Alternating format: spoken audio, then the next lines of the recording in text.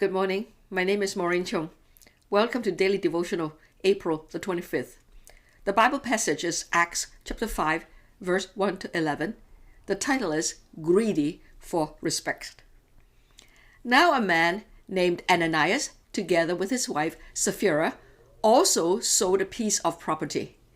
With his wife's full knowledge, he kept back part of the money for himself, but brought the rest and put it at the apostles' feet.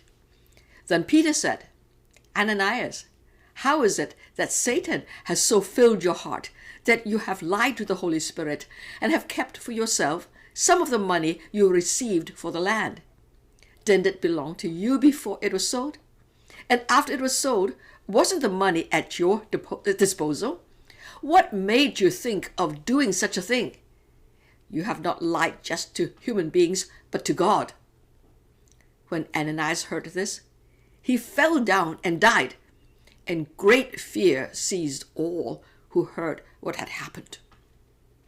Then some young men came forward, wrapped up his body, and carried him out and buried him. About 3 hours later, his wife came in, not knowing what had happened. Peter asked her, "Tell me, is this the price you and Ananias got for the land?" "Yes," she said, "that's the price." Peter said to her, "How could you conspire to test the Spirit of the Lord?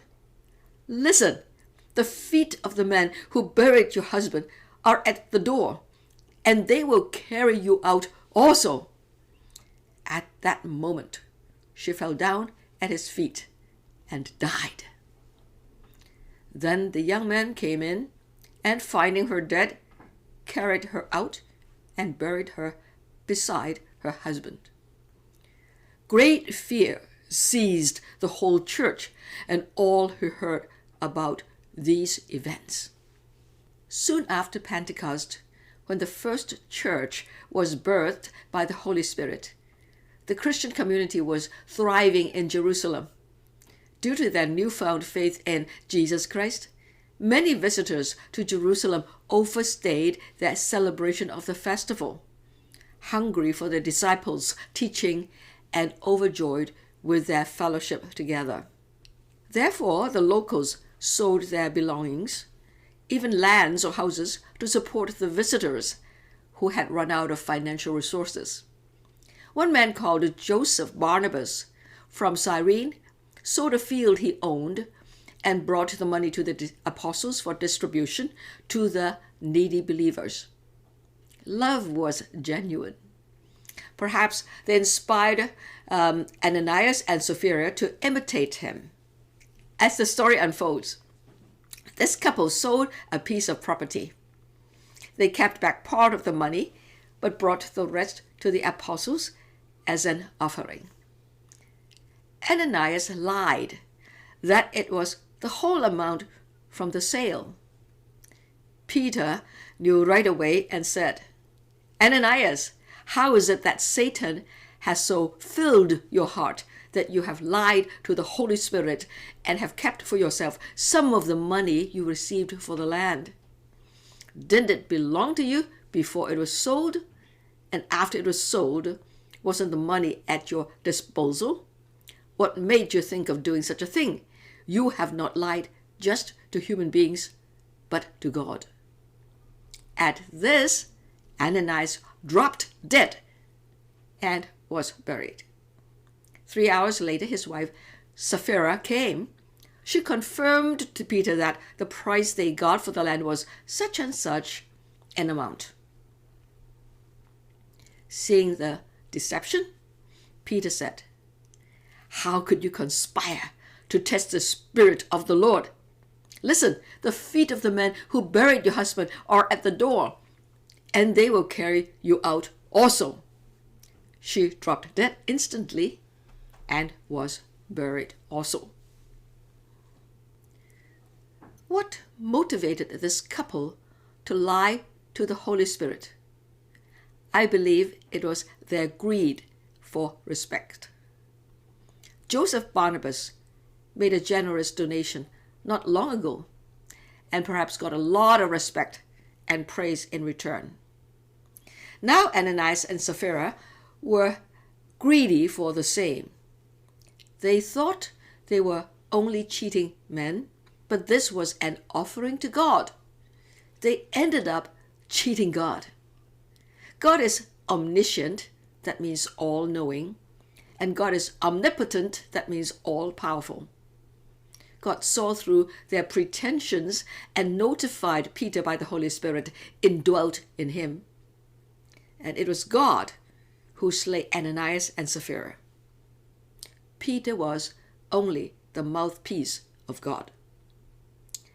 As I reflect upon our motivation in ministry, how much are we motivated by genuine love? And how much are we motivated by the greed for respect? Do we view ministry as a career path and we climb the ladder of prominence in church leadership? I'm speaking of pastors and lay leaders alike. Do we make big so-called sacrifices just to earn big applause? I'm speaking of the sacrifices of money and time. Even the most noble act can have the ugliest motive behind it. We are clever at dressing things up, but God knows our secret thoughts and hidden intentions. He's omniscient and He's omnipotent. The result of the deaths of the conspiring couple was a great fear that came upon the first church. Let us not forget that God is holy and He is a consuming fire. Besides the human psyche, where else can the greed of respect come from? Peter said, Ananias, how is it that Satan has so filled your heart? In verse 3. Satan is also greedy for respect because he has the evil tendency to steal God's worship. He would love to have mankind worship him instead. See what Isaiah in chapter 14, verse 12 to 15 says about the king of Babylon, who was a symbol of Satan. How you have fallen from heaven, morning star, son of the dawn. You have been cast down to the earth, you who once laid low the nations. You said in your heart, I will ascend to the heavens. I will raise my throne above the stars of God. I will sit enthroned on the mount of assembly, on the utmost heights of Mount Zaphon. I will ascend above the tops of the clouds. I will make myself like the Most High. But you are brought down to the realm of the dead, to the depths of the pit. We can gather from here that Satan was originally called Morning Star, Lucifer, one of the archangels of God in heaven. But his ambition was to rival God, saying, I will make myself like the Most High. But God would not let him get his way. So Satan was cast down first to earth and then ultimately brought down to hell. The greed for respect leads to stealing God's worship. It is a form of spiritual sin and pride. I need to warn myself of this grave danger. If I'm not motivated by love as I serve, then I am moving into the dangerous territory. The greed for respect is a toxic mindset. It is a sinful ambition that leads to death.